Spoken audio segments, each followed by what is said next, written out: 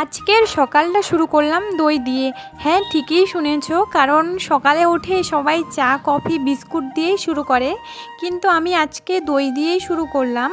কারণটা হচ্ছে এখন তো অনেকটাই গরমকাল আর আজকে অনেকটাই গরম করছে, তো কালকে মা দই রাখছে, তো কালকের দইটা আজকে দেখছি অনেকটাই লেগে গেছে, তো ভাবলাম দইটা দিয়েই সকালটা শুরু করে দেই, তেই ঠান্ডা ঠান্ডা থাকবে পেটটা।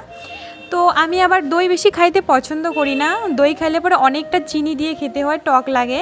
দই খাওয়ার পর তারপর আমি এখন রান্না বসিয়ে দিব। তো আজকে করব ভেন্ডির ভাজা, ডাল আর ভাত। তো আমার একটা ভুল হয়েছে, ভেন্ডিগুলো প্রথমেই ধুয়ে তারপর আমাকে কাটতে লাগতো। তো মা বলছে যে ভেন্ডিগুলো ধুয়ে তারপর কাটবি, কিন্তু আমার মনে ছিল না, তার জন্য কেটে ফেলছি।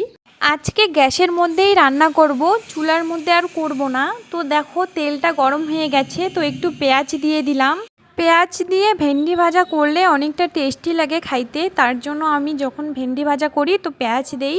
তো এই যে দেখো এইখানে লবণ রং দিয়ে এখন ভালো করে নাড়াচাড়া করে ঢেকে রাখবো, একটু হালকা সিদ্ধ হবে। সিদ্ধ হলে তাই তাড়াতাড়ি ভাজাটা হয়ে যাবে, তার জন্য। এই যে দেখো মোটামুটি অনেকটাই ভাজাটা সিদ্ধ হয়ে গেছে, আমার ভাজাটাও প্রায় কমপ্লিটের দিকে। তারপর এইদিকে হয়ে গেছে ভাজাটা, ভাতটাও বসিয়ে দিয়েছি।